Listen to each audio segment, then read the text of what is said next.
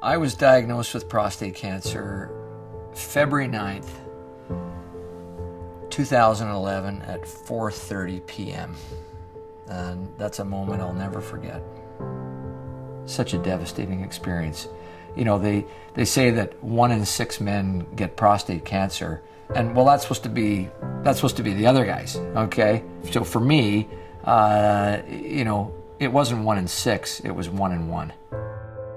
My father had had prostate cancer, so I had little concerns about that, but no big worries. I was just being cautious, and well, in the fall of 2010, I was diagnosed with 4-stage cancer.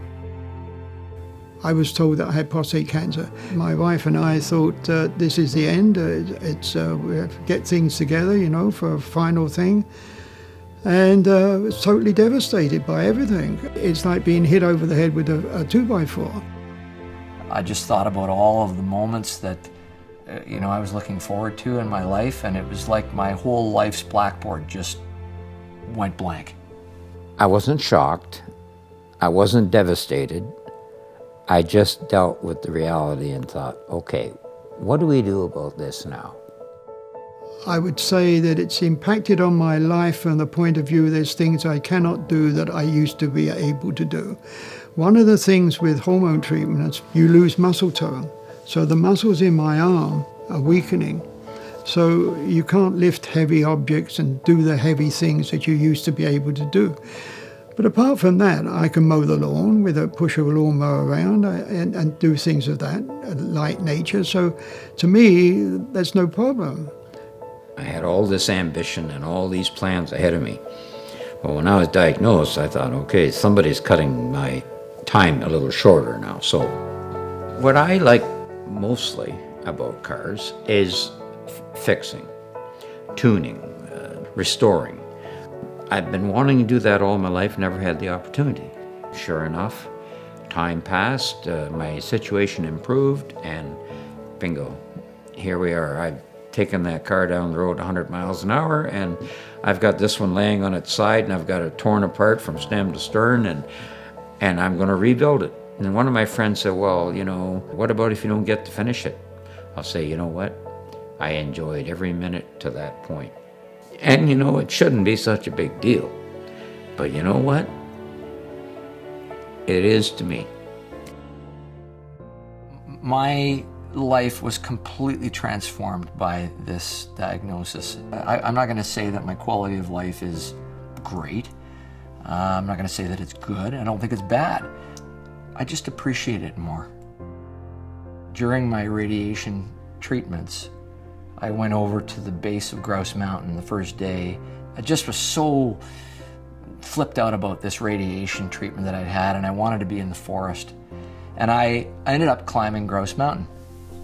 And so the next day I went back to Grouse and I climbed Grouse Mountain again. And I did that every day of radiation. I climbed the Grouse Grind.